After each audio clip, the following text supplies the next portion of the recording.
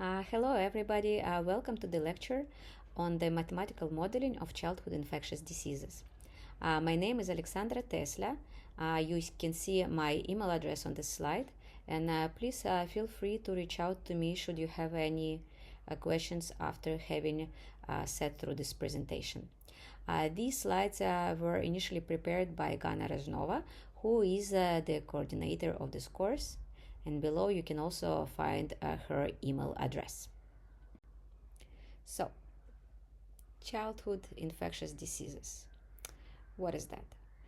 Let us consider a population without any vaccination programs. And in such a population, childhood diseases are the diseases that most of us would have experienced in the first years of our life. A handful of examples, I'm sure, will easily come to your mind. Measles, mumps, rubella, pertussis, chickenpox, and many other diseases therein. When we're speaking about childhood infectious diseases and the pathogen that causes them, usually those are the diseases that are transmitted by means of virus or a bacteria. But one way or the other, they would require a person-to-person contact. So why is it that these diseases are being experienced so early in life? It's because these diseases are extremely transmissible. It's extremely easy to get them. The contact required for the transmission is very trivial and occurs regularly in our lives. So the routes for the childhood infectious diseases usually include coughing, sneezing, spitting, or sharing the object sometimes. So these are highly infectious diseases.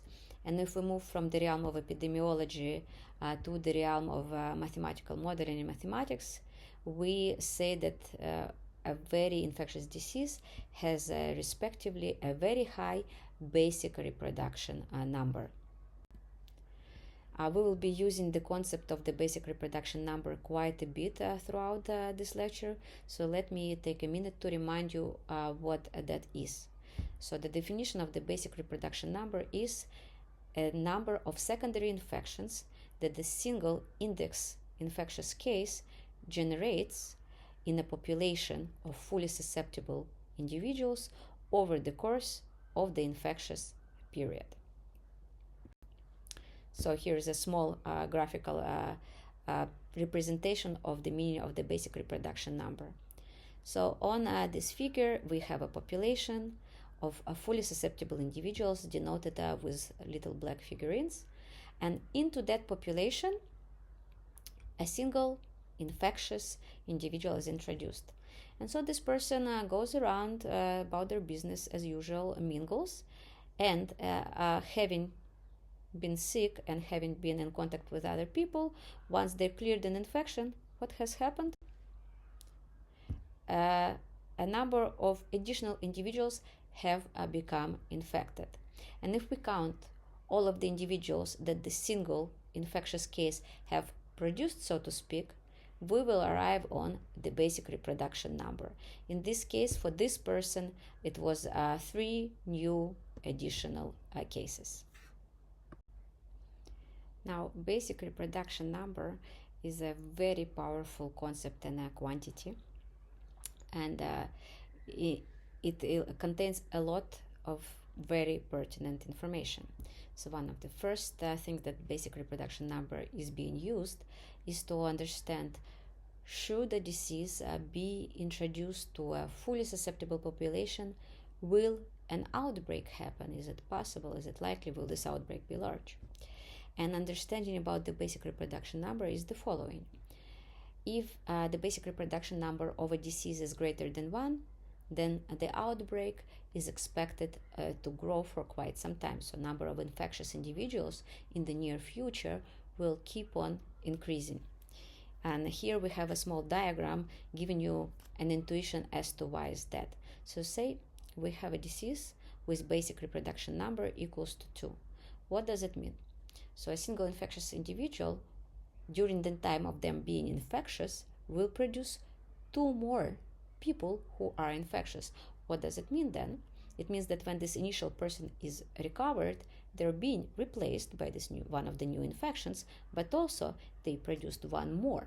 So that means not only they replaced themselves, they added to the number of infectious persons in the population. And so, of course, under these conditions, the epidemic is expected to multiply until such time as you will run out of susceptible individuals. Here, under this graphic, you see some examples of the well-known infectious diseases. Not all of them are childhood infectious diseases. So SARS-CoV-2 had a basic reproduction number estimated between 2 to 4. And by comparison, much better known measles, much longer known measles, has a basic reproduction number estimated between 12 to 18. So this is an extremely infectious disease. Now, vice versa, if you have a basic reproduction number that is smaller than 1, when a quantity of infectious individuals enter a population of fully susceptible individuals, this outbreak will not be taken off. There will be no outbreak. They will not be able to replace themselves and propagate the epidemic. So basic reproduction number less than 1, the outbreak is unlikely. And so, of course, as the result of those explanations, we observed that there is a special limiting case of the basic reproduction number equals to 1. Intuitively, that means each infectious person only replaces themselves, and so the epidemic neither grows nor does it decline, and keeps on propagating at the same rate, at the same size as it was initially when the infection invaded the population. And the idea of the most of the public health interventions is to control the disease such that the associated basic reproduction number is below 1. So that means that the disease, should it be introduced in the population, will not be able to take off. So here in this table, you can see a list of some of the common childhood infectious diseases, and they are associated basic reproduction numbers, and these are estimated for the population of United Kingdom.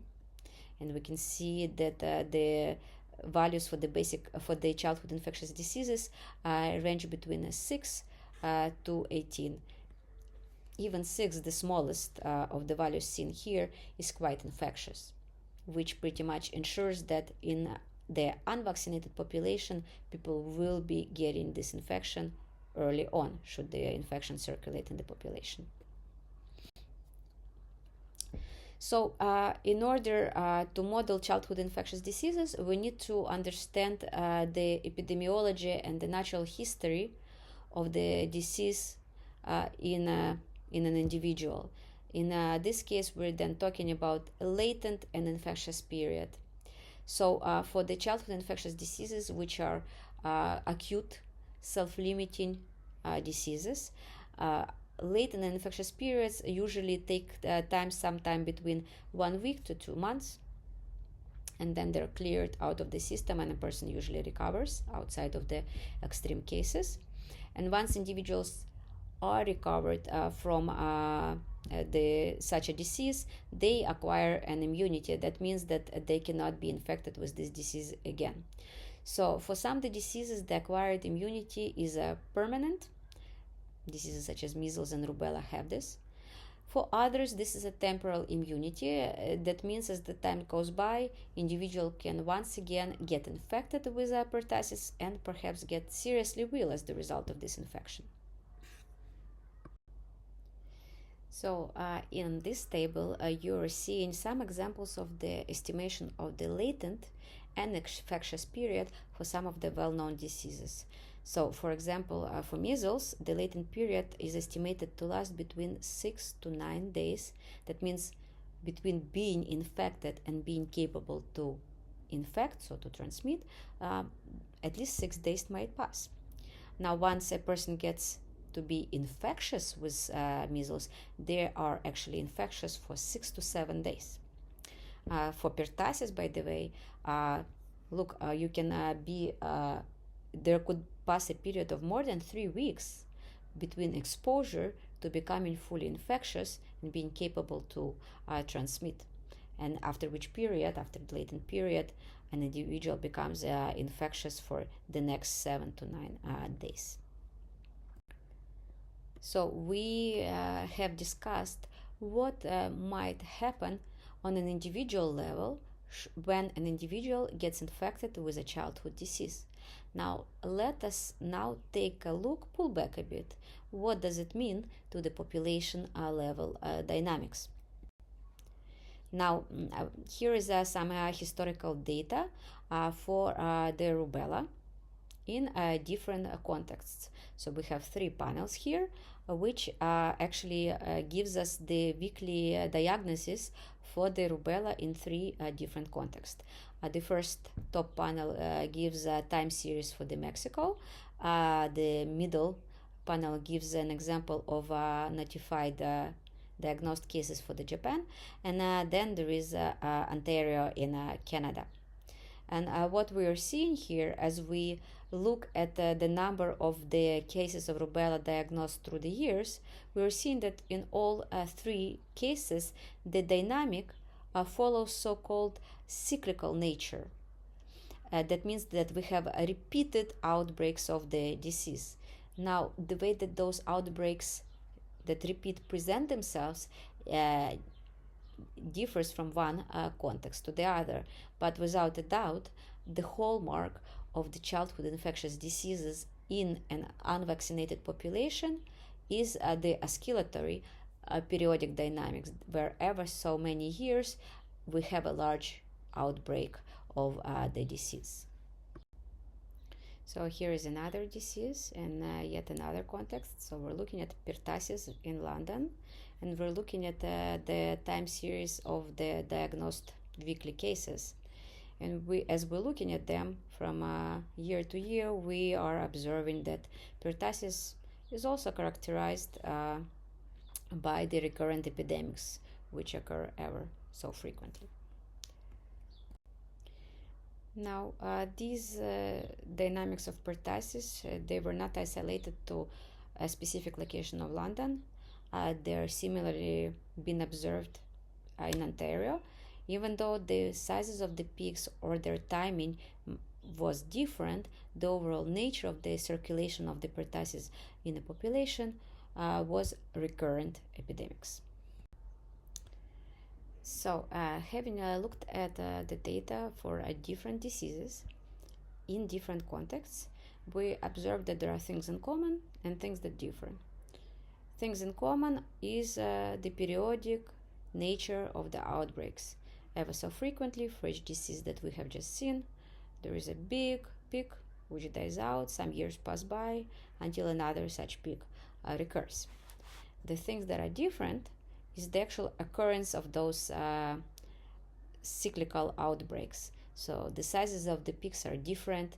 The timing between the peaks is different. Also, there is very possible that there could be periodic epidemic with a single large peak, but there could be a different epidemic where there are several minor peaks.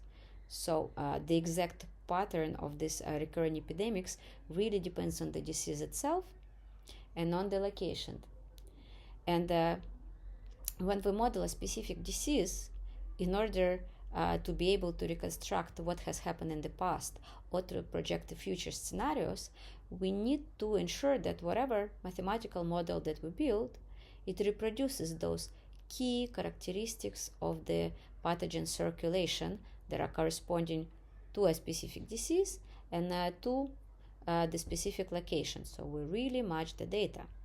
Now the question is, how can we build a good model which, for example, reproduces a recurring epidemic in a population? What sort of data do we need to have, and what sort of processes are involved into constructing such a model?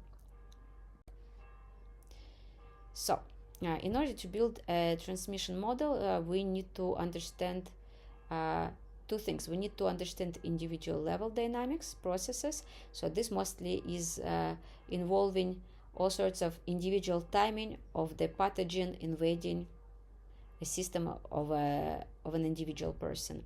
So what is the expected time between acquiring the infection and being able to transmit? What is the duration of the infectious stage?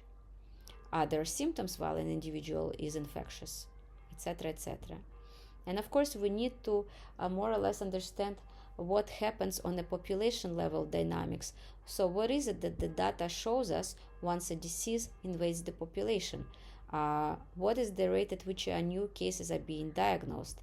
Are there possibly some hospitalizations that occur as the result of acquiring the disease? How frequently does it happen? There is a possibility for the fatal outcome. What is the ratio of cases when this happens? So understanding of both individual level processes and population level dynamics is required in order to construct a good mathematical transmission model. And this is, by the way, not only isolated to childhood infectious diseases. I think this is generalizable for any type of infectious diseases between one individual to another.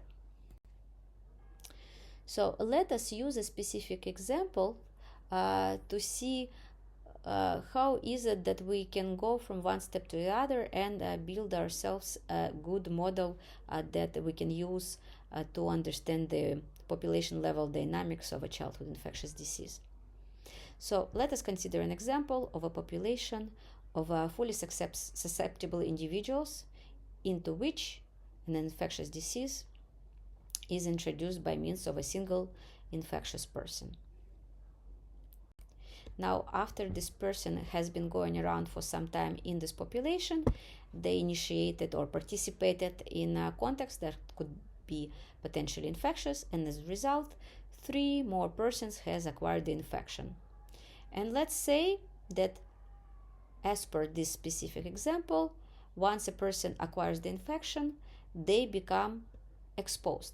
So this is a term that's reserved to this epidemiological state where individual is already infected, but not yet can transmit the infection. So this initial infectious case has produced 3 more exposed persons.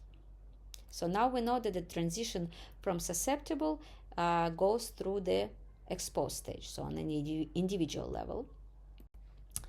And as time goes by, we observe that these exposed persons have also become infectious. Not only that, we also observe that the initial infectious case can still transmit the infection. So now we have a population full of susceptible individuals with 4 infectious people. And we also understand the first 3 stages of the disease on an individual level.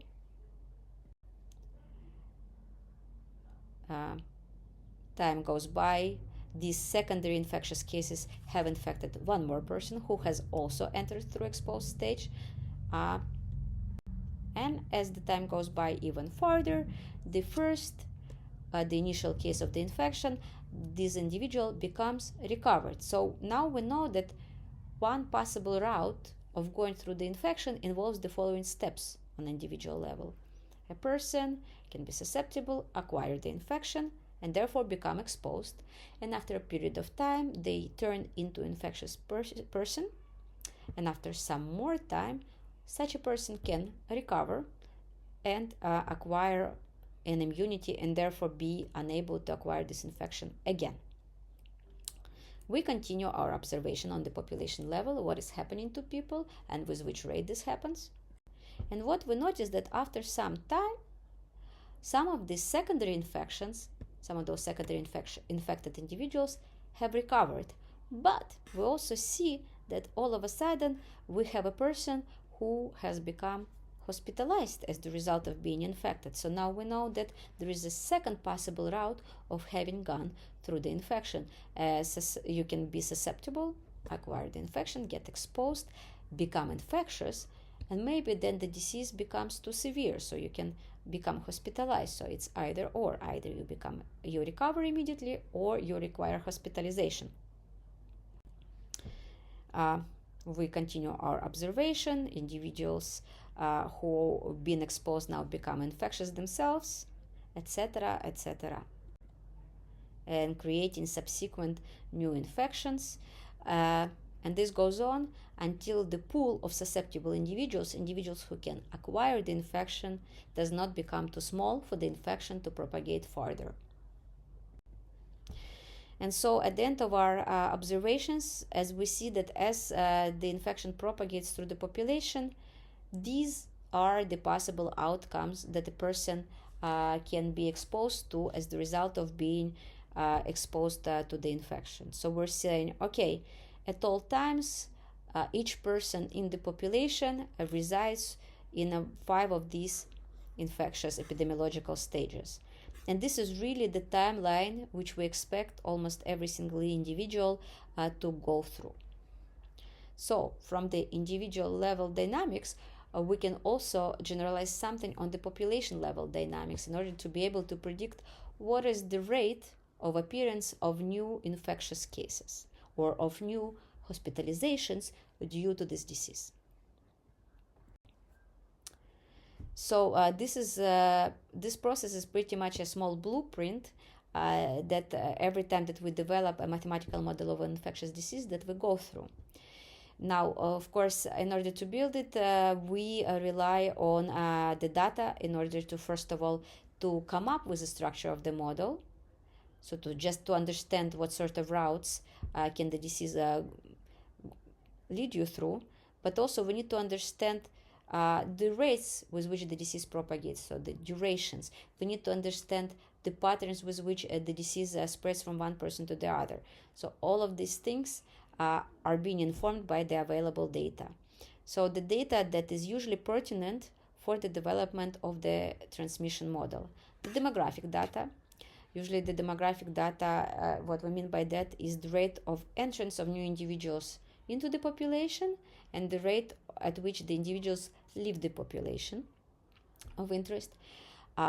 Once we understand how the disease spreads from one person to the other, we understand the type of contact required for the disease. We need to know how frequently these contacts take place between individuals in the population, and are there any further patterns in these contact rates. So we need to know the contact data. Then we need to have the biological data, so things that might affect the spread of the disease in the population.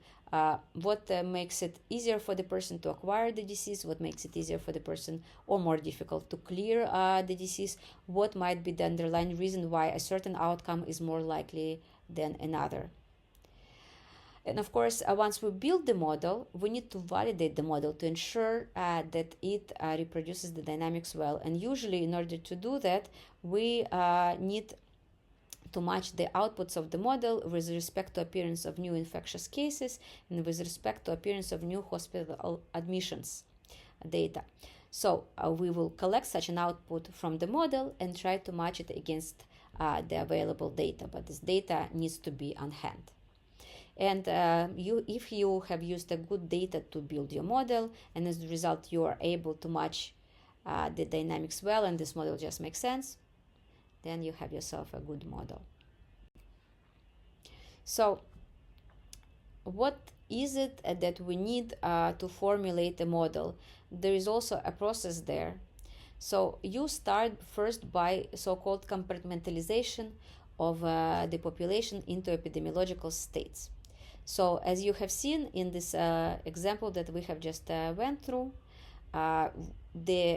each individual who got the disease can be, or doesn't have the disease, can be in 5 of different epidemiological states.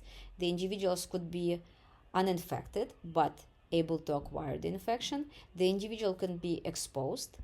They could be infectious, and then they could either be recovered from the disease and therefore immune, or they could be hospitalized and perhaps subsequently be recovered. But these are the 5 stages for that specific example. So we need to divide the population into compartments. In mathematical terms, those are called model variables, which usually keep track of the number or proportions of individuals in the population in each of the specific epidemiological state. For example, at the start of epidemic, we have a population of 1,000 people, 999 of whom are susceptible, and 1 person who is infectious. So these are the state, these are the compartments in the specific state of the population. And of course, the recovered and exposed people are set at 0. Then we need to place some limitations of the model. So some things should always hold true in order for us to believe the predictions of the model. For example, we never expect that any of the population sizes in the model become negative. We can never have -3 exposed persons. There could be 0 or more than 0 exposed people. So there are some logical constraints which your model upholds. And of course, then we need to be aware of the processes within the model. So what do I mean by processes? Is pretty much the transition from one mathematical modeling compartment to another. So what is the possible transition from the state of susceptibility? There's a single possible transition there. It's going from susceptible to exposed. So we need to understand how these individual epidemiological states are connected to each other. And all of these things, these model compartments, constraints, and processes could be expressed using mathematical modeling equations and initial conditions of the system. So eventually, when we formulate the model, we would like to come up with equations and constraints. And then we would say, there, we have a model. Now, then once you have a model, you can do all sorts of interesting and cool things with it. For example, you can use it to calculate the basic reproduction number. You can use it to calculate the so-called steady state of the model. So these are the states, they're stasis states. So when a model finds itself in one of the steady states, it won't be able to leave it unless by some outside motion it's propelled from it. So for example, if you have a disease-free population, this is standardly steady state. There is no infection dynamics there. There is nobody to transmit the infection. And the only way to get it out of this steady state is to introduce the infectious cases. So that's an example of a steady state, which you can calculate using a model. And you can also simulate time-dependent dynamics. So quite frequently we want to reconstruct past epidemics, or we want to project what's to be expected in 10 years down the future. You can also use these time-dependent dynamics to try and see what will happen when a specific intervention is deployed. Okay, so of course the model can have a number of features. You can have it very detailed sometimes, sometimes too little detailed. How do you know that a model is good? Pretty much this decision needs to be made on a case-to-case basis. Of course, you build this model to answer a question. Therefore, a good model is exactly the model that you need to have in order to answer your research question. It should really tackle the issues and pertinent processes related to your question. So sometimes you might have more data, which allows you to build a more detailed model, but you need not do that if it's not part of your research question. And therefore, the logical advice, how to start simple, and then increase the complexity as you go by. If you deem that the current iteration of model is unsatisfactory enough, it cannot possibly capture what you want to capture, revise what has happened, revise what's the problem, revise the possible solutions, and add a new ingredient to the batch. But definitely do not start with many ingredients initially, because then it is really hard to understand what contributes what to the resulting dynamics. So let's actually see how that might work, because we will try to construct ourselves a mathematical model which is good for modeling of transmission of childhood infections. So that's our goal. Develop a model which captures recurrent epidemics. So this is how we know that the model is good. Are we able to reproduce the recurrent epidemics, which are the hallmark of the infectious diseases? Let's start simple, as advised. And simple in terms of compartmental models is an SIR model. And we start with the simplest possible flavor, SIR model without demography. So what does SIR stand for? It stands for susceptible, infectious, recovered. And this is the view of the model on the population. Each single individual can be one of the three following states. Not only that, now we have these three possible states for each individual, and we know that there is a possible transition from one epidemiological state to the other, so we need to specify which transitions are possible. Now, susceptible, infectious, recovered framework, it immediately implies that individuals who are susceptible can encounter the infection, become infectious persons themselves, and after a period of time recover, and as a result obtain a lifelong immunity from ever acquiring the infection again.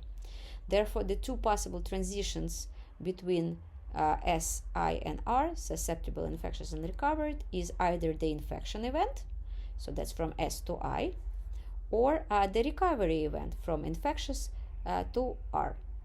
So now we have ourselves three compartments with two possible transitions between compartments. And when we translate this into mathematics, this is what we would like to be reflected. So what sort of tools are being used in when we want to develop a compartmental model? These are systems of ordinary differential equations. So first of all, let me define some variables for you and some parameters. So we would like for our model to keep track of the number of individuals in each of the three epidemiological states. So at all times we would like to know how many susceptible individuals there are, how many infectious individuals there are, and how many people are already recovered. And we denote these quantities by X, Y, and Z respectively. Since we have three compartments, three variables, we need three equations, and this is what system 1 represents. Now let's look at the left-hand side and let's understand what does this notation mean. So in the first equation we have dx over dt. In the context of ordinary differential equations, d always stands for change. So dx means change in x, and dt means with respect to what? So with respect to time. So dx dt then reads change in the number of susceptible individuals in time. So what are the effects? What happens there? So we have dx dt, dy dt, dz dt. Now what goes into right hand side? It's actually the description of the processes that contribute to incoming rate of individuals to a compartment and outgoing rate of individuals from the compartment.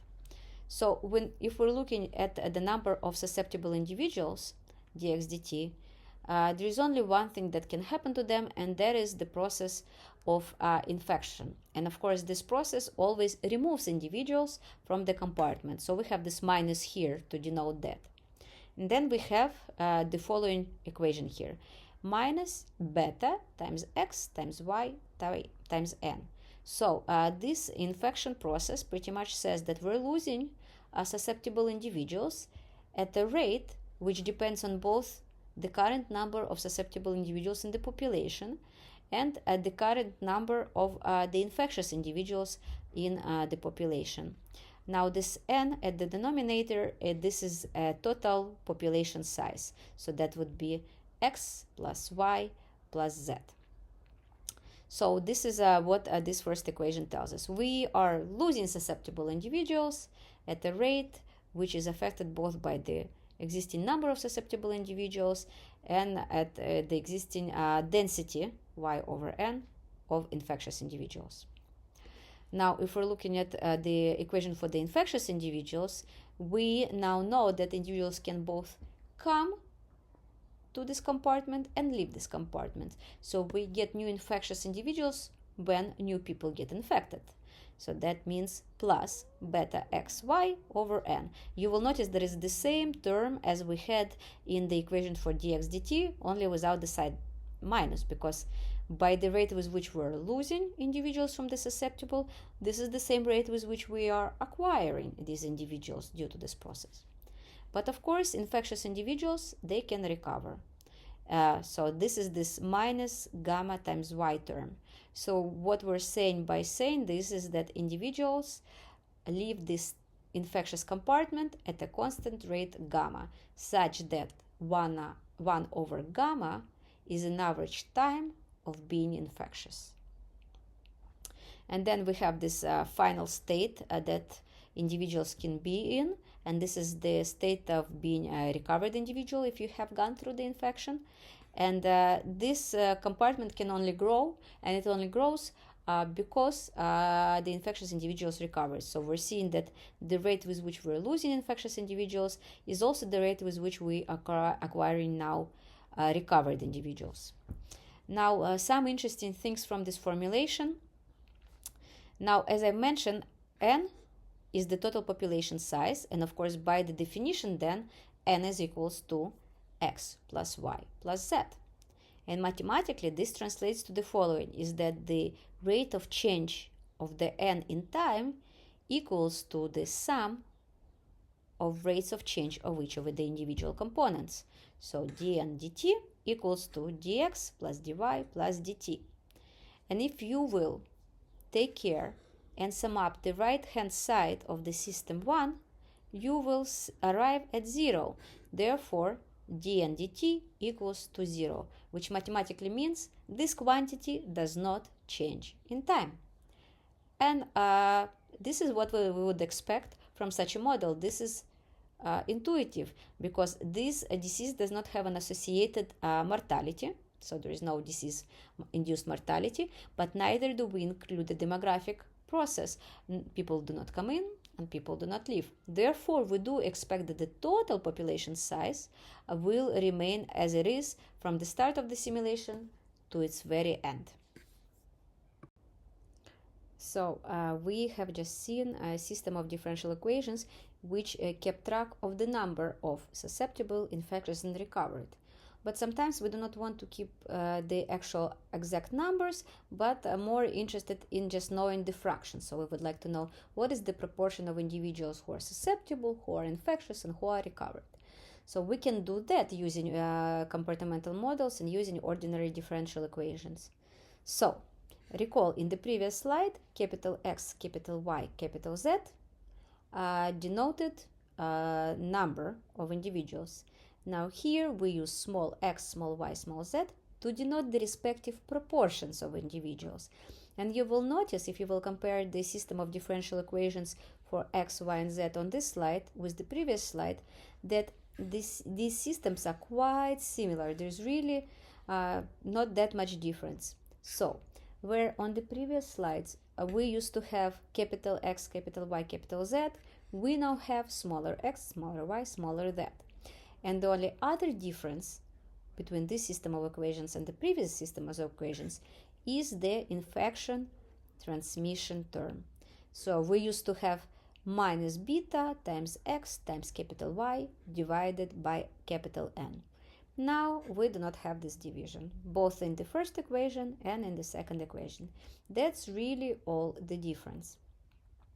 Much like in the previous system of equations, this system of equations has two parameters, two processes, two parameters.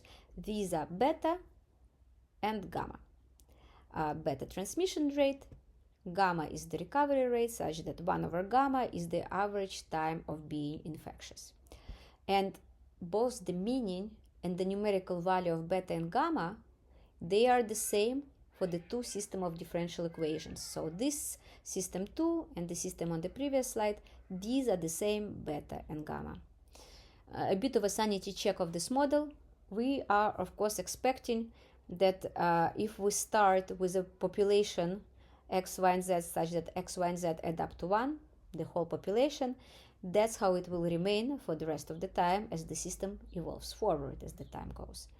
To check that this is indeed what the model predicts, we can sum up left-hand side and the right-hand side of the system 2. Left-hand side sums up to dx, dy, dz. And the right-hand side, the terms will cancel out so that we will arrive at 0. Therefore, the rate, indeed, we come to the conclusion that x plus y plus z equals to the same one they used to be at the start of the simulation. As a matter of fact, not only the two system of equations are very, very similar, you can actually show that system 1, which tracks the number of individuals, is equivalent to the system 2, which tracks the proportion. I propose that you do this at home if you're so inclined, and here is a small hint of how you can set about of doing that. Just a small reminder that smaller x is the same thing as capital X divided over the total population size. And so then similar thing holds for y and z, and you can make this substitution where capital X equals to smaller x times n. And another helpful hint is just a reminder of how the derivatives work. So if you have an a which is a constant, then if you take a derivative with time of the product of the constant and a variable, it's the same thing as taking the derivative of the variable and multiplying it by a constant. And therefore, if you will take the derivative of d capital X with respect to time, that is the same thing as taking the derivative of smaller x times n over dt. And of course, then that means since n is a constant, and we have shown that, that's the same thing as n times derivative of smaller x with respect to time. So this is just to get you a little bit more comfortable with differential equations. Give it a try. If something doesn't come out, let me know. Okay, so our first model is here. How to calculate the basic reproduction number. This is what should be easily available to you, provided your compartmental model is relatively simple. So for the SIR model, basic reproduction number R0 can be expressed in terms of the parameter of the model, which is in this case equals to beta over gamma. How is that? How can we logically justify this? So R0 is the secondary number of new infections produced by a single infectious individual in a population of fully susceptible individuals. So how long does the infectious individual has got to produce those new infections? Well, the duration of their infectious period, which is 1 over gamma. And then how many new infections they will produce per unit time. So that is a product of several things. So number of contacts per day. So those are effective contacts sufficient to transmit the infection. And times the probability of the transmission per contact. Now, number of contacts per day multiplied by probability of transmission per contact. In short, this is the transmission rate. And so we get that the basic reproduction number equals to 1 over recovery rate times the transmission rate. And of course, this simplifies to beta over gamma. And here's a small example of basic reproduction number given for specific parameter values. Okay, so we have calculated the basic reproduction number for the SIR model. We can also capitalize on the fact that the system is expressed using ordinary differential equations, because for the system of ordinary differential equations, frequently you can calculate so-called steady states. These are the states of the system in which if the system is in them, then nothing is changing forever and ever. If there is no disease, there is no ongoing transmission taking place, for example. Now, how do you calculate the steady state of a system? You will take your system of ordinary differential equations and set the left-hand side to 0 of all equations. And then you calculate the emerging values for x, y, and z. So using, for example, system 2, the proportion of individuals in each of the epidemiological states, we can calculate the steady state. So we will start by considering the equation for infectious individuals, dy dt, and we will set the left-hand side of that equation to 0, which pretty much means beta times xy minus gamma times y equals to 0. So that pretty much means that either y equals to 0 or x equals to gamma over beta. Then we have dx over dt, which is just consists of a single term minus beta times xy. This can only be 0 because x is equals to 0 or y is equal to 0. Similarly, this means that dy dt, when you solve for it, this leads to a single solution that y is equals to 0. Therefore, this system has a single steady state, so-called disease-free steady state. So one interesting thing about that, there could be infinitely many such states. So whatever was the state of x and r at the start of the simulation, so it will be at the end of the simulation, that provided that no infection has entered the picture. Okay, so we have calculated the basic reproduction number expression in terms of parameters of the system. We have calculated the steady state and how they are reflecting the parameters of the system. And one last thing that we can do is generate forward predictions of the behavior of the system. We can do so by applying numerical simulations, which generates numeric solutions to the system of ordinary differential equations. So let us consider a specific setup and see what does the model tells us about expected dynamics. So let us consider the following scenario. We have a disease in a population where 99% of the population have never had it and are susceptible to the acquisition. 1% of the population currently have this disease and can transmit. And nobody in the population yet has any immunity. And now, with respect to the parameters of the disease, circulation of the disease in the population, we have the following. Infectious individuals are on average infectious for 18 days, and the basic reproduction number of the disease is 5. Note that it's greater than 1. Therefore, the prediction is that the disease will successfully cause a sizable outbreak. The only thing left missing in terms of parameters is a beta, but since the basic reproduction number for SIR system can be expressed in terms of beta and gamma, we can actually reverse calculate beta by knowing R0 and gamma. And so that's what we did.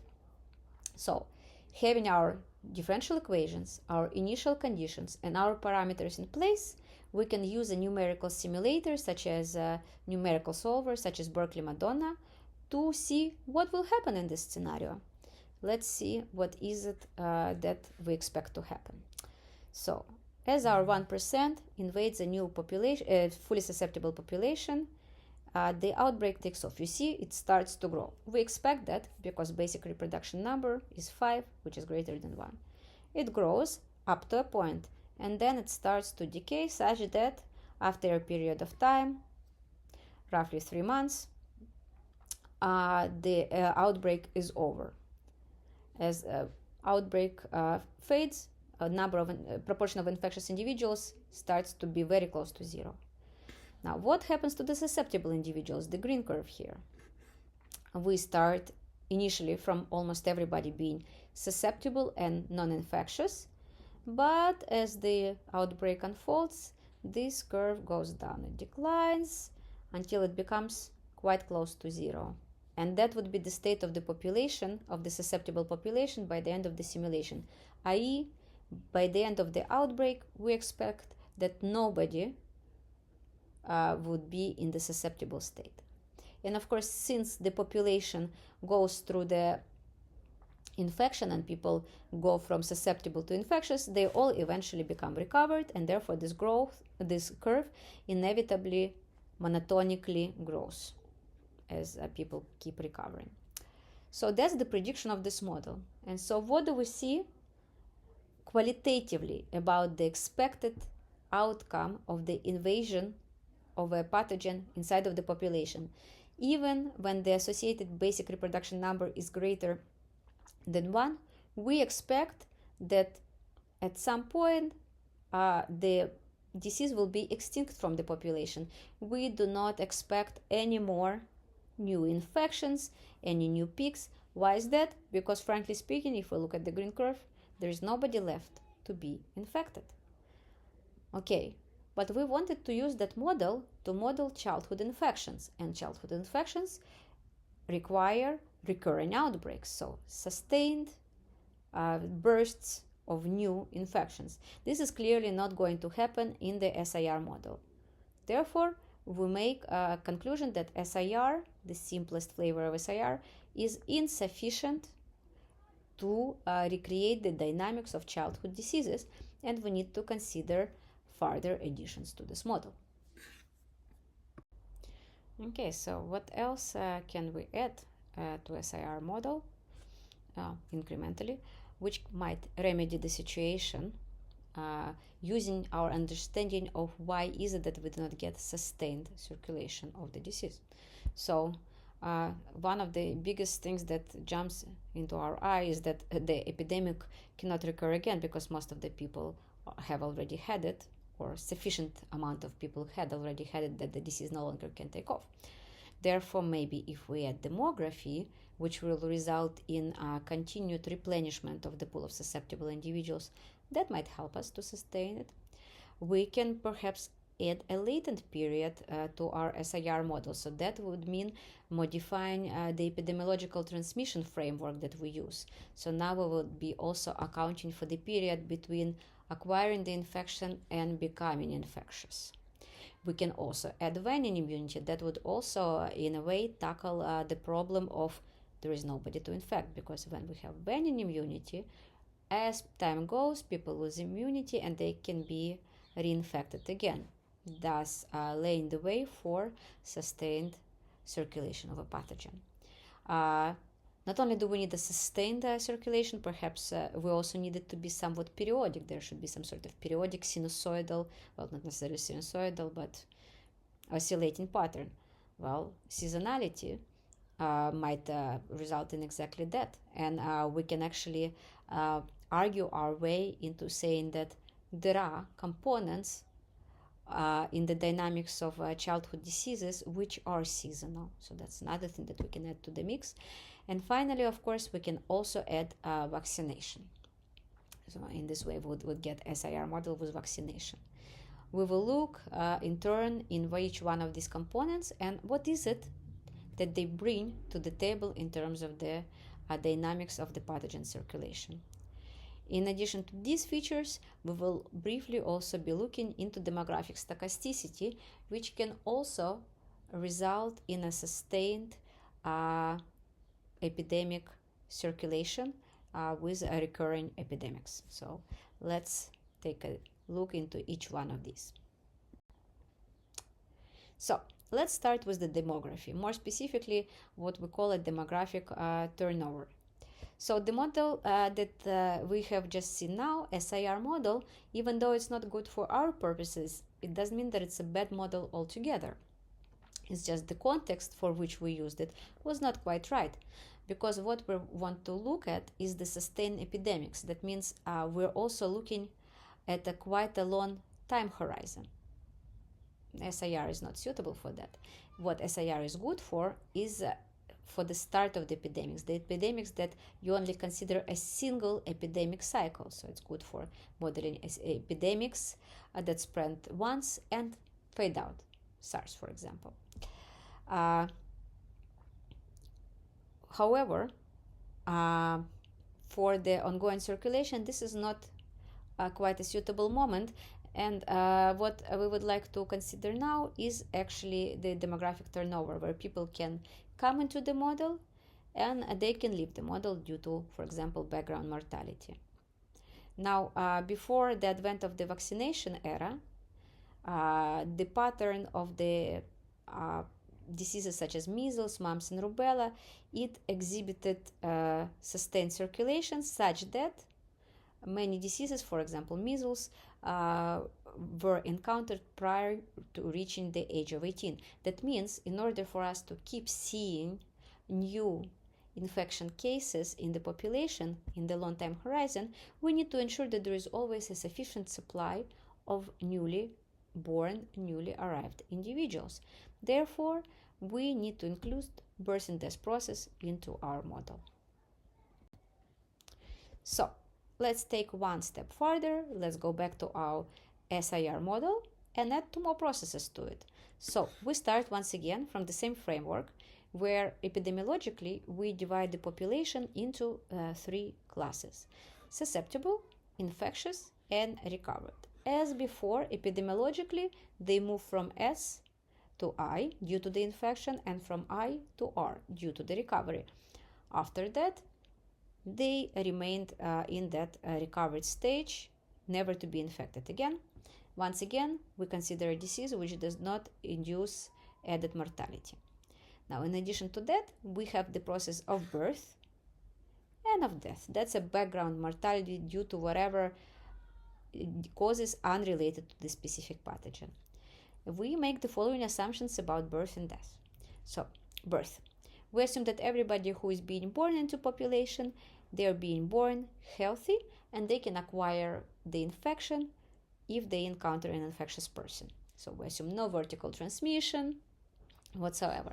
So people are being born into susceptible compartment. And then we're assuming that individuals with any epidemiological state of infection can also die. But this death is the rate of death with which people are leaving the population is not affected by their epidemiological state. And this is denoted by these three bottom arrows with the annotation death. And these the individuals live at the same rate regardless of their epidemiological state. So birth and death. So we modified the model. Now we need to modify the equations. Let us first once again consider a model which keeps track of the number of individuals who are susceptible, infectious, and recovered.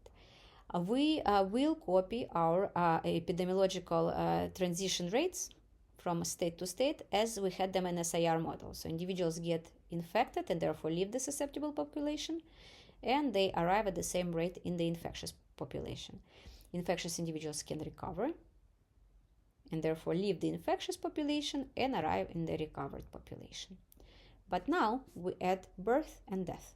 So as I mentioned previously, new individuals arrive only in the susceptible compartment. The standard way of modeling birth is by including such a term, mu times n, where mu is a constant parameter and n is the total population size. So that means that birth rate is proportional at the current size of the total population. It doesn't affect it that some individuals might be currently infectious. And then now that we included the birth rate, we can also include the death process. So individuals in all three compartments can die, and they die at the same rate regardless of their epidemiological state. So we're saying that we're losing individuals from the susceptible compartment at a rate which is proportional to the current population size of individuals who are susceptible. But the rate with which they're leaving the population is constant. So death of the susceptible individuals minus mu x, death of the infectious individuals is minus mu y, and then for recovered individuals we have minus mu z. And you will notice that mu in the birth rate and mu in the death rate, they're the same mu. So birth rate and death rate are equal to the same thing. Why this is done? This is a modeling device which results in the sustained population size throughout the population. So even though we have people coming and leaving, the total number of people in the model will be constant throughout the simulation. So this property of x plus y plus z equals to n from SIR will be preserved. Now, what is the meaning of mu? 1 over mu is pretty much an average lifespan of individual. So, for example, if in the Netherlands a person is expected to live 85 years on average, then mu is 1 over 85. So that's how we set this up. So we added birth and death process, and because of the way that we added them, we have a single new parameter introduced, per capita birth death rate mu. And once again, you can easily check that the total population size remains constant. As before, How do you do that? You sum up differential equations for x, y, and z. So dn dt equals to dx dt, dy dt, dz dt. This is just using properties of derivatives. And once you replace dx dt by the appropriate expression, dy dt by the appropriate expression, dz dt, you will see that the new terms will still cancel out, because transmission rates, they clearly will cancel out, and then you have mu n minus mu x minus mu y minus mu z. You take mu outside, replace x plus y plus z with the actual meaning of n, and you will get that dn dt equals to 0. The model population size remains constant in time. So we have a system of differential equations which we can use to track the number of susceptible infectious and recovered, but similarly we can track the proportions of susceptible infectious and recovered.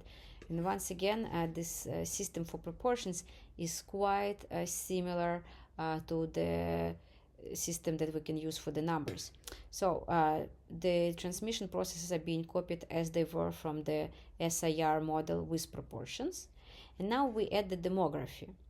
So birth rate, if you recall in the previous slide, it was mu times n. Now that's because the populations had added up to n. Now here, smaller x plus smaller y plus smaller z add up to 1, so we have mu times 1 mu. So people, the susceptible compartment is being replenished at a rate mu. Similarly, individuals live. The population which affects the proportions in each 3 compartments, and the changes due to death in each 3 compartments is equal to mu times the proportion variable. So for example, for dx dt, mu times smaller x. So this is quite similar to the formulation of the system for the numbers. As before, the meaning of mu, the value of mu does not change between the two systems. It's a single parameter and it's exact the same value. So you do not need to convert this parameter as you move from the number systems to the proportion systems. And the meaning of that parameter remains the same.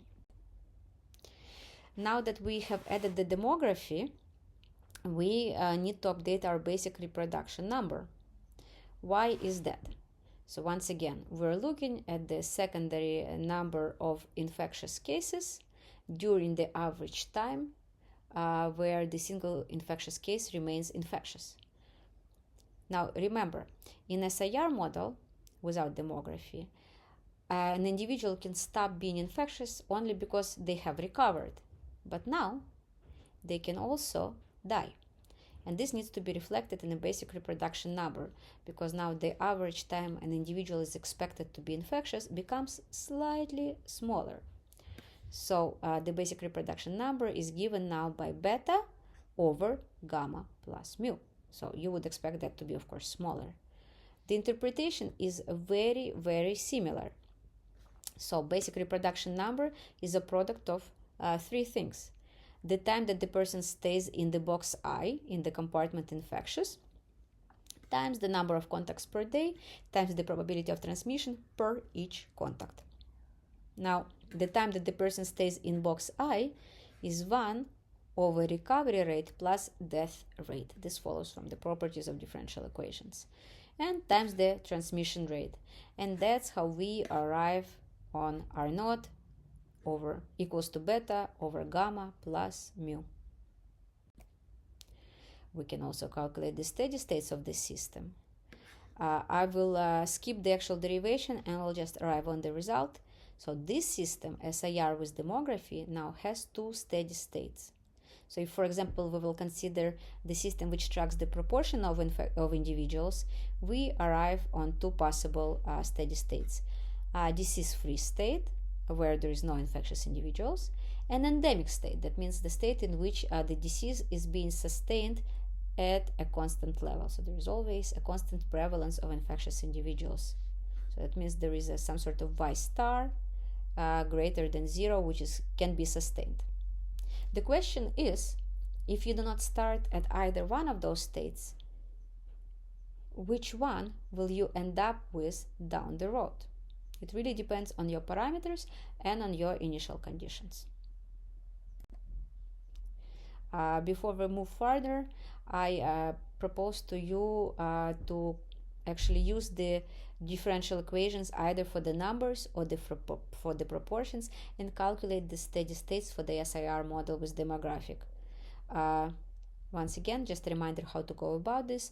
Start with setting the left-hand side of equations in whatever system that you will pick being equal to 0. And once you have gone through the motions, here is a solution. Compare your answers against what we have here. See if it agrees. And if it doesn't and there is a further problem, feel free to contact me. Anyways, if you go through this thing, then the disease-free state is given by all of the individuals being susceptible and none are being infectious or recovered. Fair enough.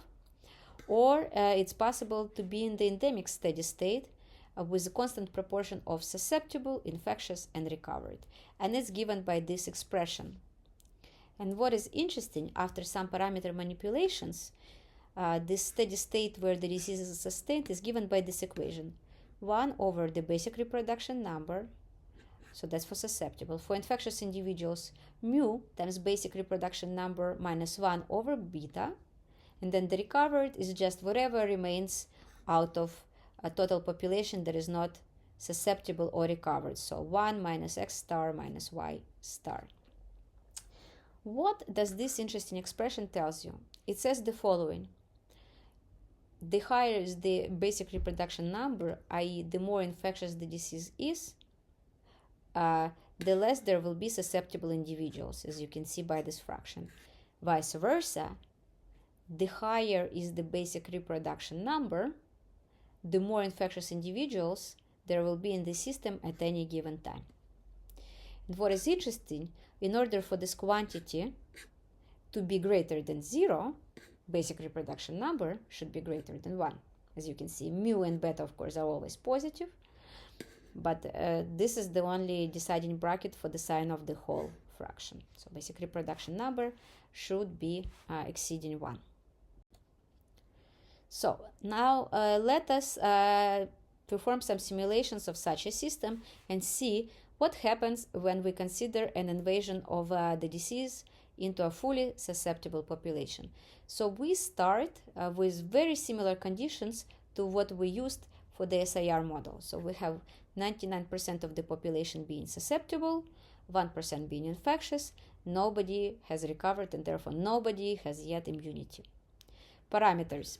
Epidemiologically, they remain the same.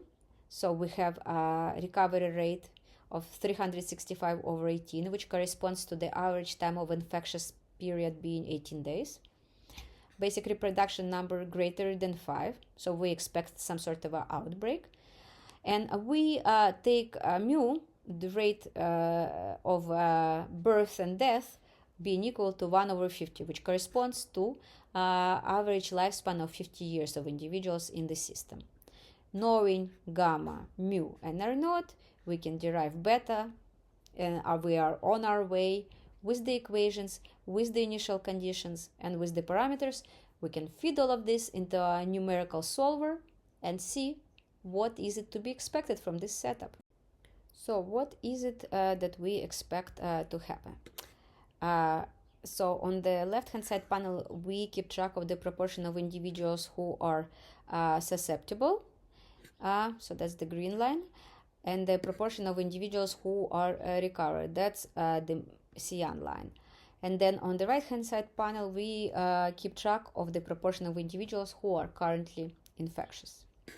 Now, just to remind you that at the start of the simulation, most of the individuals, they are susceptible. So we're here.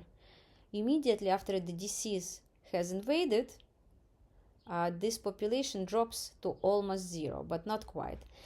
Why is that? Because new individuals come in and then they replenish it continuously, and we see that eventually the population of proportion of susceptible individuals stabilizes at a value of 0.2, which is equals exactly to 1 over 5, 5 being basic reproduction number. Similarly, there is no recovered individual. So the blue cyan line, it starts at 0 and very quickly shoots up as disease goes through the population. And then it oscillates somewhat and establishes at a value of 80%. And when we consider the dynamics of infectious individuals as expressed in proportion of infectious individuals, we see that it starts at 0.01, shoots to 0, recovers, goes down, recovers, etc., etc. So it oscillates such that these oscillations become smaller and smaller in the amplitude, thus exhibiting so-called damped oscillations, such that eventually this amplitude of those oscillations becomes virtually zero. So we can say that the presence of the disease sets at some sort of predefined level specified by the basic reproduction number and the rest of the parameters. So how's this model compatible with our desire to model sustained cyclical epidemics? We have sustained because the disease is predicted to remain in the population. We have oscillations, but we cannot call them sustained because the amplitude keeps on decreasing such that it eventually will fade out to 0. This is actually, we're observing this from numerical simulations, but this could be proven definitively by just looking at the properties of the respective differential equation systems. So this is not quite what we want, although we're somewhat closer. So we need to start adding other mechanisms to see what will happen. So let us consider now the latent period. So we so far considered a disease where individuals who get infected immediately become infectious, but of course there is such a thing as a latent period for many diseases.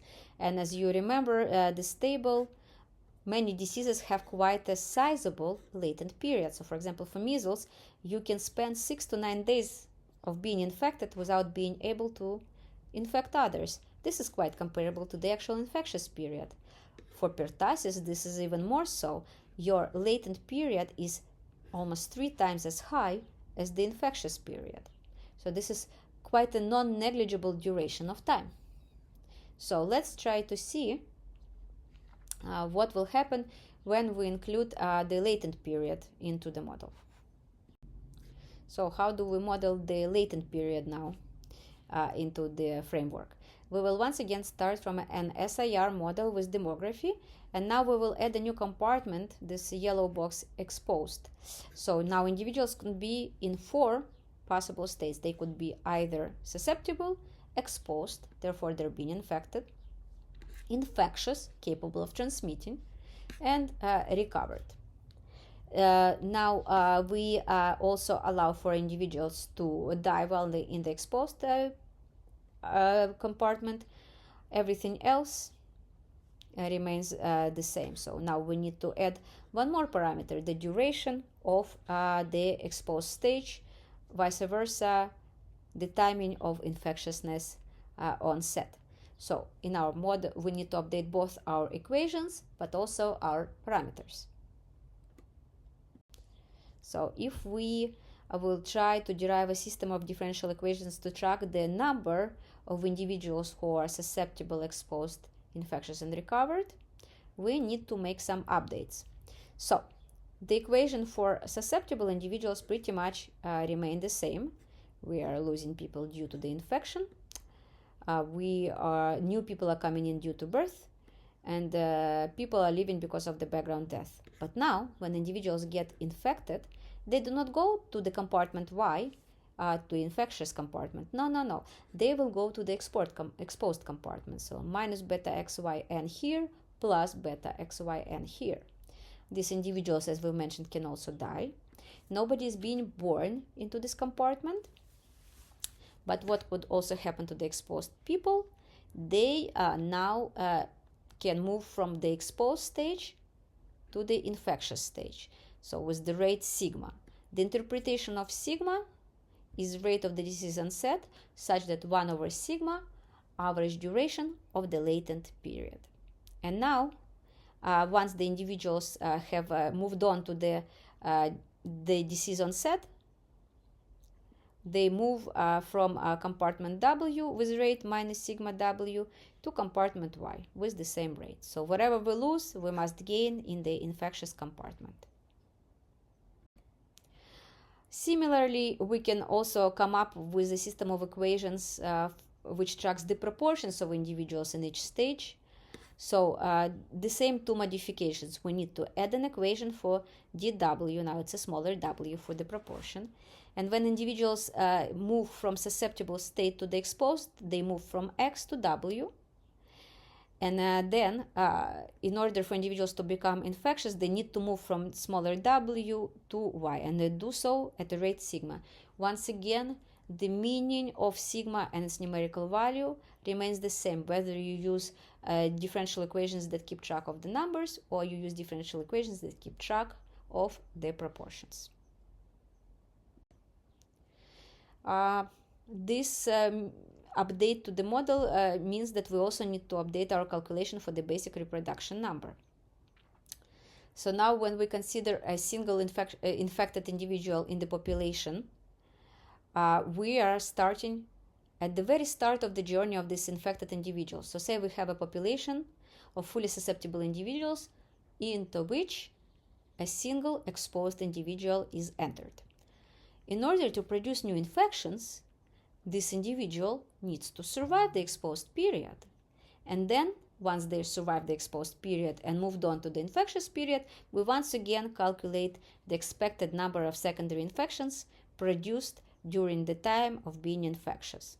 So how does all of this factor into basic reproduction number? So we have in red out here probability that an exposed individual becomes infectious. This is equals to sigma over sigma plus mu. Why is that? Recall that the outflow rate for the exposed compartment you can either leave due to the infectiousness onset or due to death. But we only care about those who survive, so infectiousness onset. So then we have sigma, infectiousness onset, over sigma plus mu. So all possible ways to leave this compartment. And then once we are in the compartment Y, it's the same expression we used to have before. Beta times gamma times beta over gamma plus mu. So that would be the basic reproduction number for SEIR system with demography. We can calculate the steady states. I will just state them here. This system of equations, either if you consider the system of equations that tracks numbers or the system of equations that tracks proportions, both of the systems, they have two steady states. There is the disease-free steady state, such that the whole population is in the state of being susceptible, and there is an endemic steady state with a constant proportion of infected individuals. As before, the proportion of susceptible individuals is 1 over R0. The higher the R0, the less there will be susceptible individuals at this steady state. Now we have an expression for the proportion of exposed individuals in the steady state and infectious. And you will see that they're both increasing functions of the basic reproduction number. The higher the R0, the higher is the value for the exposed individuals and for the infectious individuals. And in order for either one of those values to be greater than 0, basic reproduction number should exceed 1. That tracks. I propose as a homework, calculate the steady states I have given in the previous slide. Okay, let's see numerically, let's produce a numeric simulation and let's see what the addition of the latent period adds to the dynamic. What is the subsequent result in the dynamics expected from such a system? We will use a very comparable scenario as what we have used before. We start in a population where 99% of the population is susceptible, 1% is in the stage of being exposed, so cannot yet transmit the infection. Nobody is infectious yet, and nobody is recovered yet. in addition to all of our previous parameters, we now have a sigma, which is 365 over 5, which pretty much corresponds to the latent period having a duration of 5 days. So now this period of infectiousness, which used to be 18 days, became 5 and 13. And let's see what are the expected dynamics in such a setup. So we are keeping track of susceptible and recovered on the left-hand side panel, and exposed and infectious on the right-hand side panel. And so what is it that we're seeing is that we expect that once the disease invades and its basic reproduction number is greater than 1, that the disease will establish itself. It will do so once again through the damped oscillations. It's both reflected in the curve for the recovered and susceptible, but also for infectious and exposed. And these will be damped oscillations. That means that there will be some periodicity, there will be some oscillations, but the amplitude of oscillations will be decreasing as time goes by, becoming virtually zero. So, adding a latent compartment does not help us to have sustained epidemic dynamics. That was not enough. We need to consider another mechanism. Now, to close the book on the latent period, it is important to clarify the related terminology. So the data that you might use is the correct data. So with respect to the time between acquiring the infection to becoming infectious and then being infectious, we have 3 different periods. We have a first period, which is pre-infectious, exposed, or latent period. Those are the same things, and this is the time between exposure, so acquiring the infection, and actually becoming infectious, being able to transmit infection. There is the actual infectious period, which follows the latent period, which is time between becoming infectious and recovery. And then there is the incubation period, which is defined as the time between exposure to the virus and appearance of the symptoms. And this is not quite the same as the latent period, as in the appearance of symptoms does not necessarily need to tie into being able to transmit infection. Moreover, there is a number of diseases, for example, such as measles, where the latent period is shorter than incubation period, i.e., you can transmit the disease, the infection, prior to showing any symptoms. And that's, of course, an extra difficulty for the control of such a disease. Of note, mathematically, the basic reproduction number does not depend on the incubation period. It's really inconsequential whether or not you are having symptoms. Okay, so we have looked at demography, we have looked at the latent period. Let us see whether the waning of immunity or temporary immunity might help us achieve those sustained periodic oscillations that we would like to have in order to model childhood diseases. So SIR model, which we have used up until now, assumes that the immunity is permanent, i.e. once you got infected and have recovered, you cannot possibly get infected again. And this is quite true for a number of childhood diseases such as measles and rubella. But for some other diseases such as pertussis, the immunity fades considerably after the first acquisition, and therefore an individual might go through a number of pertussis infections in their lifetime. And in order to model such a disease as pertussis, we need to extend SIS model further to include this waning immunity. And for example, a framework such as SIRS is just a framework to do that. So we're interested now, what is the impact of including waning of the immunity to the SIR model? Let us rewind back to the very basic SIR model with the demography without a latent period, and let us now add an extra process. So you will see we have the same number of compartments, but now we add an extra arrow from R to S, which pretty much denotes the loss of immunity. Now, the way that this is modeled here, what we're saying is that an individual is fully protected for a period of time following the infection, but once they lost their immunity, they're becoming fully susceptible and can be infected at the same rate as individuals who have never had the infection before. This is one of the many ways to model waning of the immunity. There are models who allow for gradual loss of the permanent immunity. But for the simplicity, we will consider this basic framework initially. Sometimes it's enough. So we did not include any new compartments. Therefore, we do not expect that the number of equations should increase. So if we keep in track of the number of susceptible infections and recovered, we have our dx, dy, dz. And the only thing that we need to add is that now, in the recovered compartment, we can lose individuals not only to the background death, but also because they are losing their immunity. And we are assuming that the duration of immunity is more or less fixed, 1 over delta, and therefore we lose the immunity at the rate delta. So as individuals leave the recovered compartment, they go back to the susceptible compartment at the rate delta times z. So one additional parameter.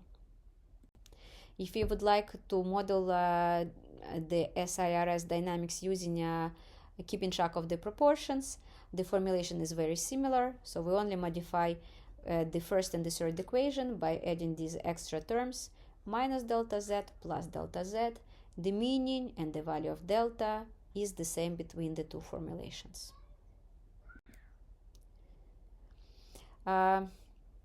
Addition of this waning of immunity does not result in the sustained oscillations, and we need to look further in order to be able to construct a model which allows us to model sustained periodic epidemics. Before we will go on with that, let us stop for a second on some exercises that will check your understanding of the first module of this lecture. So I propose that you write down the equations for the SIR model with demography, where birth rates and death rates are not equal. So for example, you could have mu1 and mu2. So that would be the solution for that. So try to formulate this system yourself and see whether you will get back a very similar result. Another exercise, I propose that you write down the equations and calculate basic reproduction number for the SEIR model, which includes demography and additional mortality due to the disease. So now people who are in the infectious stage can also die due to having the disease. So I propose that you write the equations for the model depicted by this flow diagram, and then using these equations, try to calculate the basic reproduction number. Here is a solution for this. But continuing forward, SIR model and the extension that we have looked at so far, demography, latent period, waning of immunity, they predict a constant fraction of infected individuals in endemic steady state, provided the basic reproduction number is greater than 1. Okay, what else can we add to the basic SIR model that might change things up? Okay, so let us now consider seasonality. First of all, is there a call to include seasonality in childhood infections models? Yes, many processes are governed. For example, one of the easiest examples is the variability in the number of contacts due to school. Every year we have a repeating pattern where approximately in mid-August, for example, or September, a school year start, goes up until Christmas, where we have 2 weeks of vacation, school year continues, summer holidays then take over, and throughout those 4 distinct periods, the contact rates, they change. And even though they change within a single year, this pattern repeats from one year to another. So there is a period, a fixed period, and there is a fixed change. So there is a seasonality in contact patterns. And of course, contact patterns are very relevant to the transmission of childhood diseases. There are a number of ways to mathematically incorporate seasonality in contacts into the model. One of the simplest things to do so would be by modifying the transmission rate. The transmission rate, because the contact rate feeds into it, and therefore we make a transmission rate to be a seasonal value. For example, we go from a parameter that used to be a constant in time to a time-dependent parameter, where we say that it fluctuates between two values, and the average throughout the year would be this beta in the square brackets. Beta is the average transmission rate. And epsilon that you see here multiplying the cosine is the amplitude of seasonal forcing. So depending on the value of the epsilon, you get larger or smaller amplitudes of the fluctuation of the contact rate. So here is an example where we have in the black line epsilon equals to 0.2, and in the blue line epsilon equals to 0.075. We see increased amplitudes while the average value still remains the same. In addition to changing seasonal forcing, we can also, of course, modify the average contact rate itself, so beta in the square brackets. Here is two examples. Using two different reproduction numbers, we get this average beta. So, by the way, if you are wondering how does the basic reproduction number is to be calculated in a seasonally forced model, you would still factor in the average value into that, and therefore you are able to recover the average transmission rate from the basic reproduction number. So let us consider, for example, the disease with the basic reproduction number equals to 5 and the basic reproduction number equals to 15, everything else being equal, and you see the difference in the transmission rates. They're quite significant. Here's a small exercise. It's less mathematical and more of a conceptual. So give an example of another functional form for the seasonal transmission rate. So how could it be expressed differently mathematically? So here is an example. You do not need to use cosine or sine or any other periodic trig function. You can just define it in this way. And give an example of another epidemiology relevant process that also includes seasonality. And that would be seasonal birth rate in animal populations, in many animals.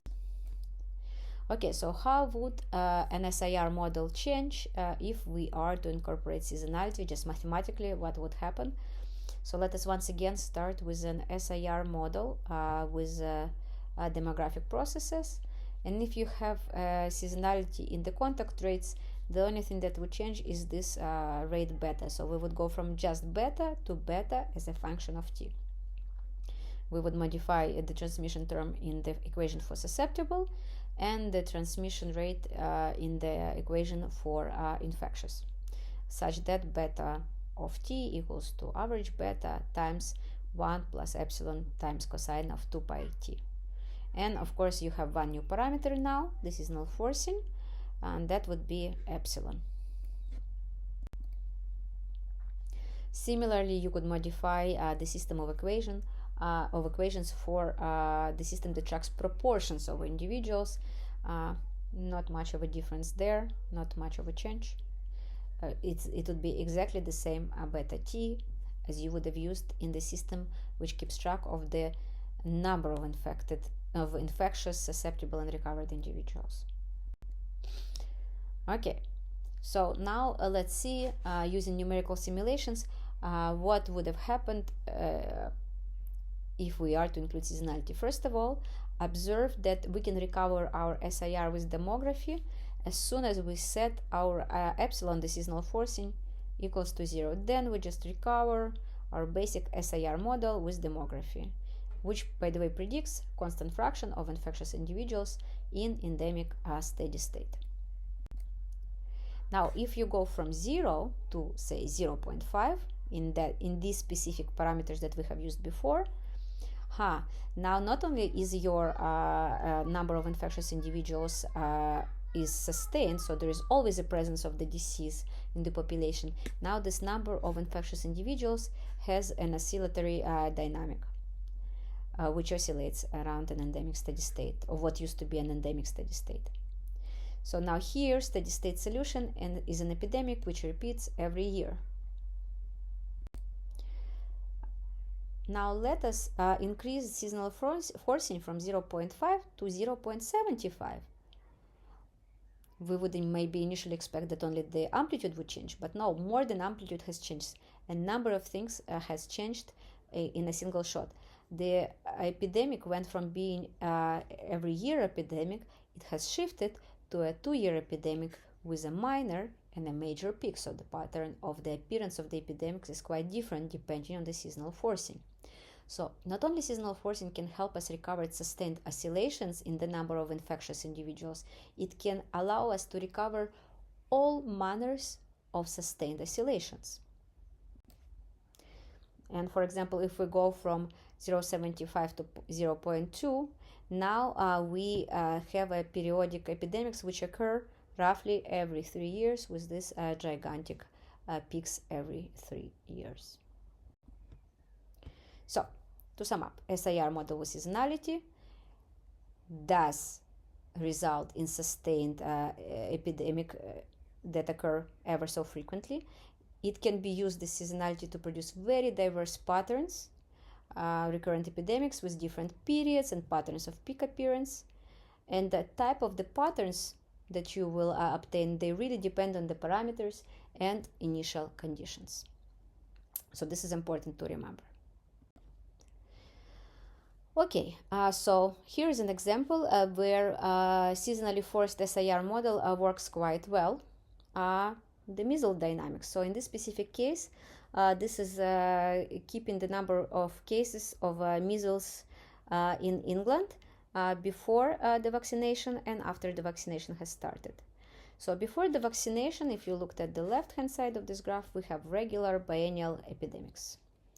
And then we added vaccination to that. And the pattern of these epidemics has changed quite significantly. Mind you, that might have been still where the rate of uptake of measles was not yet perfect 96%, but it's already significantly decreased the peaks and profoundly affected the circulation patterns of the measles in England. Okay, so since vaccination seems to be having such a profound effect on the transmission dynamics of childhood diseases, let us consider its effect separately. So what does vaccination do in practical terms on an individual level and on a population level? Individually, it reduces the probability of acquiring infection, and should one acquire the infection, of developing serious complications from that infection. On the population level, what it does, it reduces the available number of susceptible individuals to get infected with a disease. And in mathematical terms, in epidemiological terms, it reduces the basic reproduction number, so much so that we also now need to slightly evolve the concept of the basic reproduction number and consider the related concept of effective reproduction number. So that's reserved for the cases, well, not all of your population is fully susceptible, which is of course the case in the populations with ongoing vaccination programs. Vaccination is a process, mathematically and dynamically, when it's introduced into a system, it causes the transition between patterns of pathogen circulation. So not only the overall average level of circulation might decrease to the point of 0, if the disease is still sustained, it will circulate in a different way than it was prior to the vaccination program starting. One such example of effects of the vaccination, where prior to vaccination we had annual epidemic cycles. Following the vaccination, we have a biannual epidemic cycles. Okay, so there is a number of different ways to include a vaccination process into a mathematical model of infectious diseases. Here is a very simple way. So we're still considering an SIR model, so a disease which induces a permanent immunity to those who have been infected. Now we add another compartment, vaccinated individuals, such that we assume that vaccination is given to newly born individuals very close to birth, rendering them fully immune from acquiring the disease. So in that sense, vaccination is quite equivalent to having recovered from the infection. Since we are assuming that that a part of the population receives vaccination at birth, while we have this compartment, it is not really connected to any of the three other compartments, because we do not assume waning immunity, and it's impossible to get infected after the vaccination.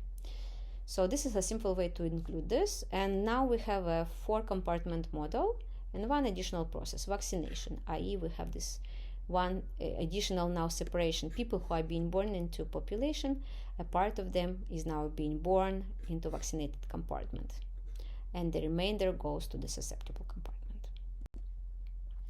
How we would modify equations? We would introduce another compartment, this compartment V, and then we would modify the equation for susceptible individuals and for vaccinated individuals.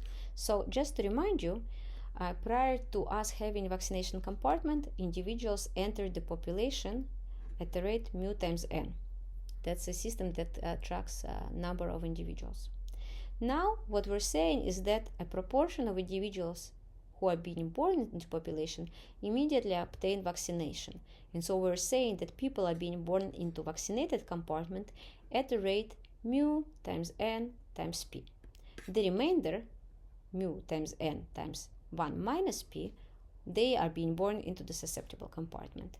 And of course, people in vaccinated compartment, they are governed by the same laws, and therefore they can also leave the population, and they do so at the rate at the same rate as the other compartments, background mortality. So when we include vaccination in this way, we introduce a new compartment, and we introduce one new parameter, p, fraction of newborns vaccinated. Similarly, you can have a model which keeps track of proportion of individuals, which accounts for the vaccination process. We now have an equation for the proportion of vaccinated individuals, d smaller v dt. And what's of interest here is how the birth rate to susceptible and vaccinated compartments has changed. So again, in the previous model, when we modeled the proportion of individuals, we modeled the birth rate to be just mu. So people were being born to susceptible compartment at the rate mu. Now a portion of them, p, goes to vaccinated compartments. So the rate of birth of vaccinated individuals is mu times p, and the remainder, mu times 1 minus p, goes to the susceptible compartment.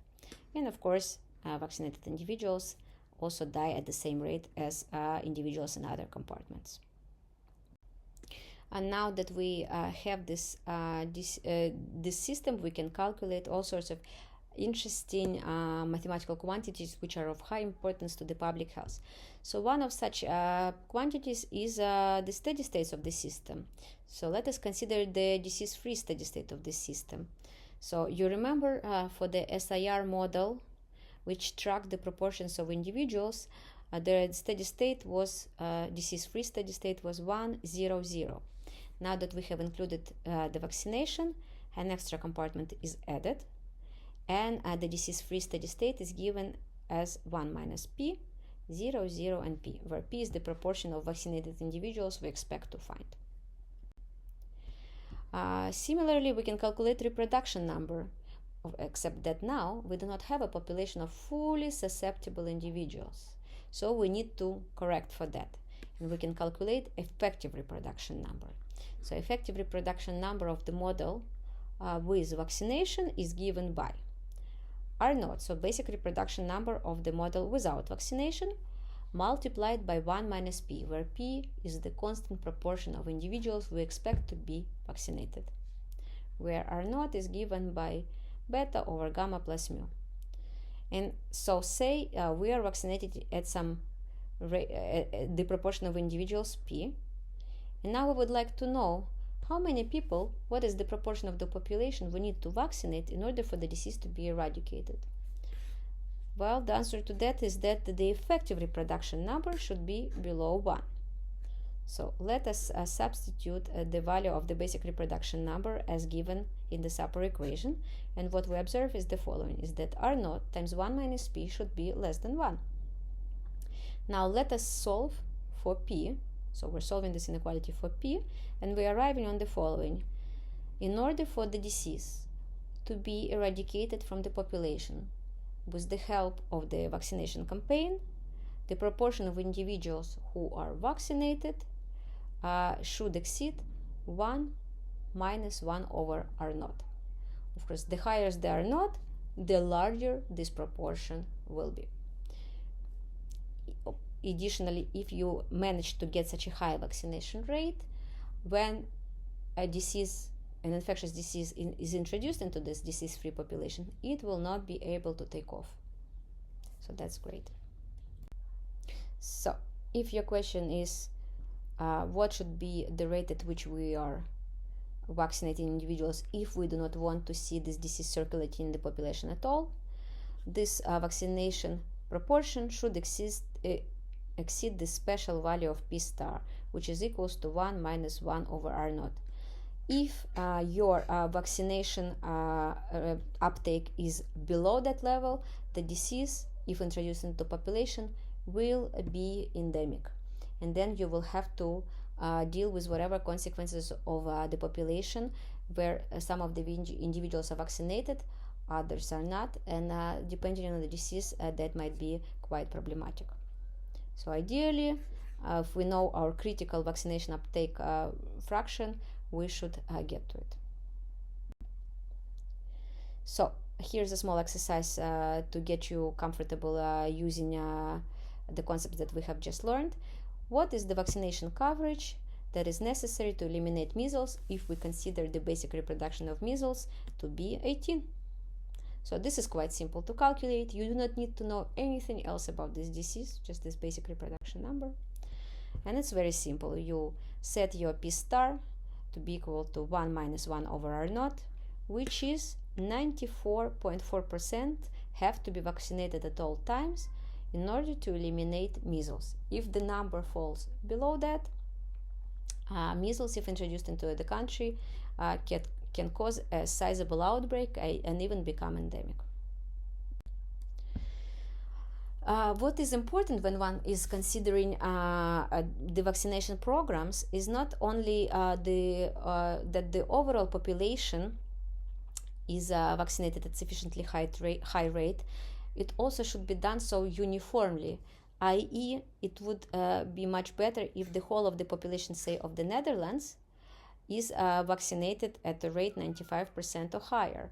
But if, for example, there is a part of the population that is vaccinated with a very high rate, but there is another part of the country which is vaccinated with a rate which is below 95%, then we're still looking at the possibility of sizable outbreaks occurring in these under-vaccinated regions. And this is what has happened in the past, where the Netherlands had an overall a sufficiently high vaccination rate, but it was not a uniform pattern throughout the Netherlands.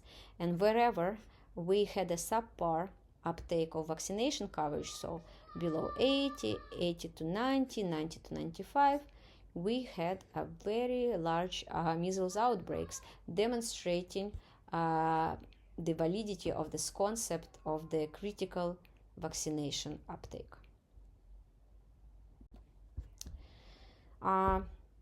And just to close the book on the immunity mechanisms that could be added to an SIR model, as I mentioned previously, we could have partial immunity.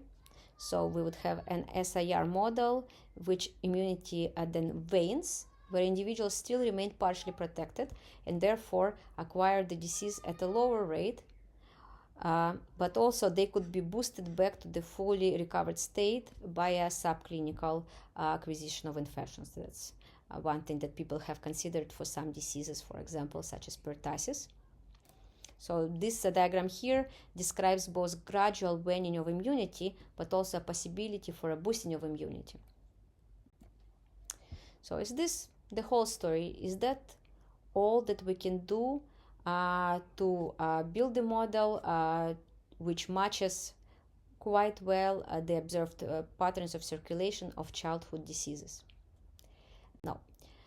We have not looked at the second major feature of the models of childhood infections, which is stochasticity, the factor of probability, which plays quite a big role in a recurrence of the outbreaks and in the shape that these outbreaks, especially if they're recurring, can take. So let us just consult the data to see what would be the effect of adding the stochasticity to the model. So here is some historical data for 3 different locations. This historical data is a time series of the cases of rubella, which is quite a dangerous childhood infection diseases. And it's not as much as dangerous to the children themselves as it is for the population of females of childbearing ages, because infection with rubella in the period of pregnancy might result in all sorts of disorders in the baby. So it's important to nip this circulation in the bud. So here is a time series for rubella for Mexico, Japan, and Canada. And try as we might, the patterns of circulations in these places could not be matched by the models which only had a deterministic component. So no matter what we insert there, including the seasonality, no matter how we adjust the seasonal forcing of the model, these patterns were difficult to match. And it is impossible to do so by deterministic models. So we now turn our attention towards the stochastic models, which were quite successful in resulting in the models that can match these observed frequencies and the patterns of pathogen circulation. So where does the stochasticity come from? There are a number of places of origins where it can arise to. These are independent events: birth, infection, recovery. So far we have modeled them in a way that does not consider that there is a dispersal of the times of infectious periods. So we have considered an infectious period of 13 days, but for some people it could be 10, and for the other is 15. It's just an average of 13. We have not considered that births, they're not deterministic in nature, i.e. in 1 month there could be 10 births and in the next month there could be 2 births. And the results from stochasticity are fluctuations in the number of susceptible, infected, and recovered.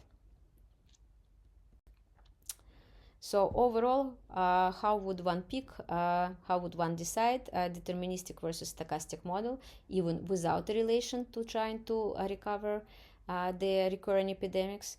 One needs to look at the properties of the question at hand, as well as the tool available to do the modeling. So deterministic models versus stochastic models.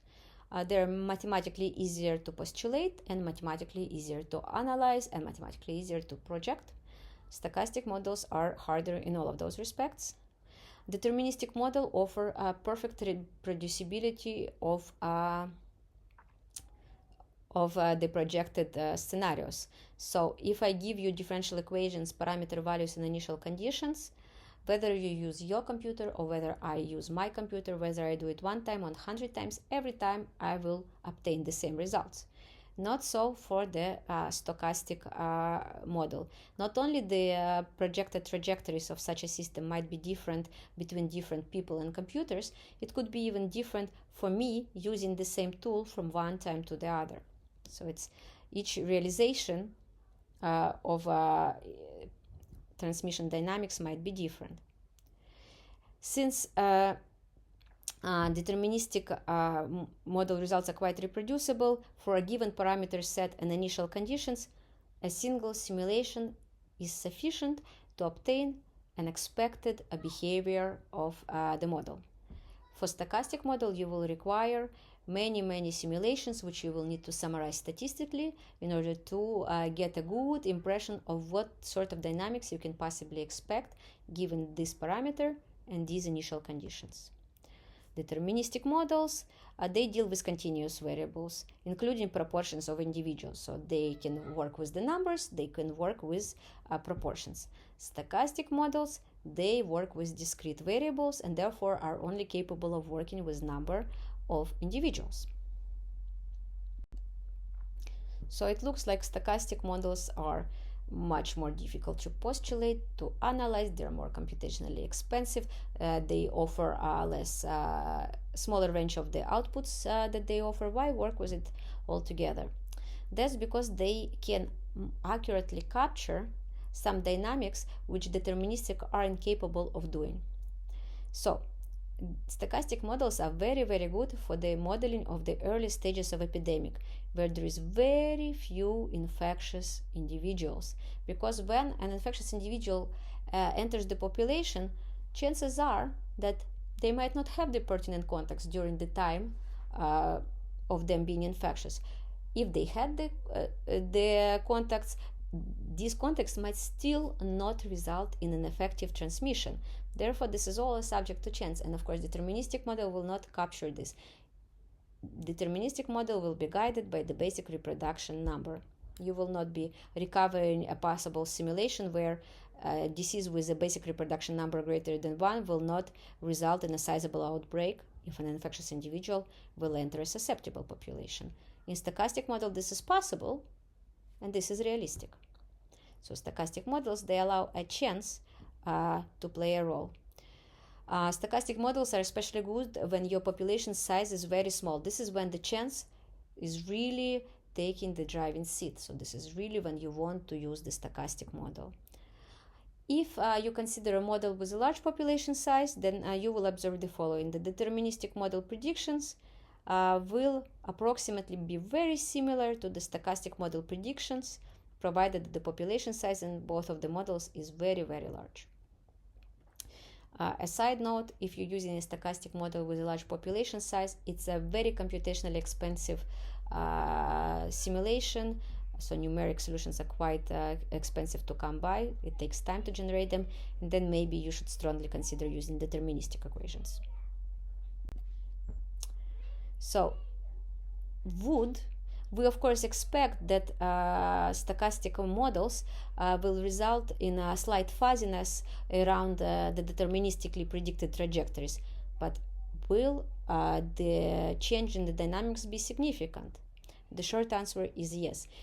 Purely including the stochastic factor in the model while depicting the same processes as deterministic process might result in a significantly different numerical predictions.